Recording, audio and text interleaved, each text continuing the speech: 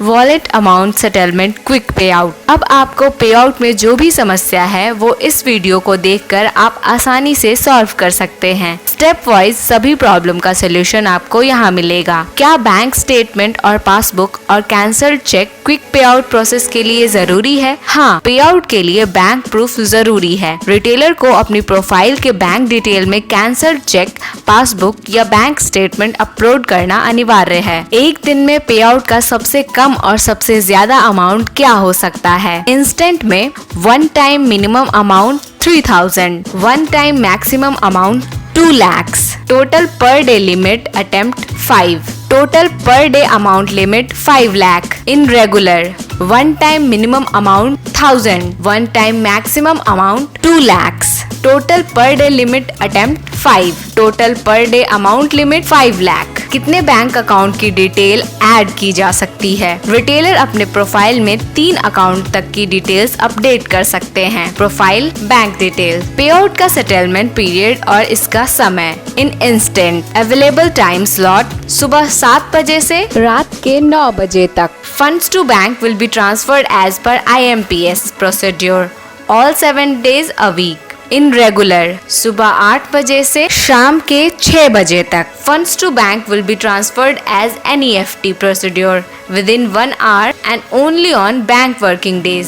पे आउट के लिए रिटेलर की अपडेटेड बैंक डिटेल्स कैसे चुने? रिटेलर बैंक अकाउंट की डिटेल के लिए इन 3 में से किसी का भी चुनाव कर सकते हैं। Select beneficiary. Quick payment request के दौरान भरी गई बैंक अकाउंट की डिटेल्स। बैंक डिटेल अप्रूव्ड होनी चाहिए। Web pause path. पेवर्ड अकाउंट को लॉगिन करें। पेमेंट पर जाकर क्विक पे आउट को चुने। इंस्टेंट और रेगुलर पेमेंट मोड का चुनाव करें। सेलेक्ट बेनिफिशियरी से वो अकाउंट डिटेल चुने जिसमें पेमेंट रिक्वेस्ट करना चाहते हैं। अनुमति के हिसाब से मिनिमम और मैक्सिमम अमाउंट भरकर सबमिट करें। एमपॉज पाथ। पेवर्ड अकाउंट को लॉगिन करें। लेफ्ट कॉर्नर पर 3 लाइन वाले ऑप्शन पर क्लिक करें। पे आउट में क्विक पे आउट को चुने। इंस्टेंट और रेगुलर पेमेंट मोड का चुनाव करें। सेलेक्ट बेनिफिशियरी से वो अकाउंट डिटेल चुने जिसमें पेमेंट रिक्वेस्ट करना चाहते हैं। अनुमति के हिसाब से मिनिमम और मैक्सिमम अमाउंट भरकर सबमिट करें। क्या मैं बैंक हॉलीडेज में क्विक पे आउट के लिए रिक्वेस्ट कर सकता हूँ? हाँ, रिटेलर इंस्टेंट मोड के जरिए किसी भी वक्त और बैंक हॉलीडेज में भी क्विक पे आउट कर सकते हैं। पेवर्ड ID से अमाउंट कट गया पर बैंक अकाउंट में नहीं आया।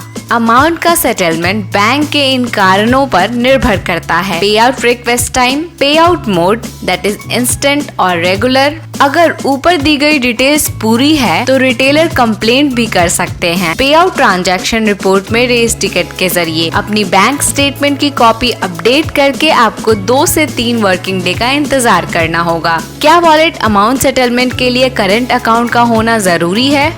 ये बेहतर होगा कि वॉलेट अमाउंट सेटलमेंट के लिए रिटेलर करंट अकाउंट डिटेल्स या फिर अपने प्रोफाइल में बैंक डिटेल्स में और सेविंग अकाउंट की डिटेल्स ऐड करें। ईयरली सेविंग बैंक अकाउंट की राशि की लिमिट क्या रहेगी? ईयरली सेविंग और करंट ट्रांजैक्शन लिमिट की जानकारी के लिए कृपया अपने बैंक से संपर्क में रहें। हर बैंक की ट्रांजैक्शन अमाउंट लिमिट में अंतर होता है।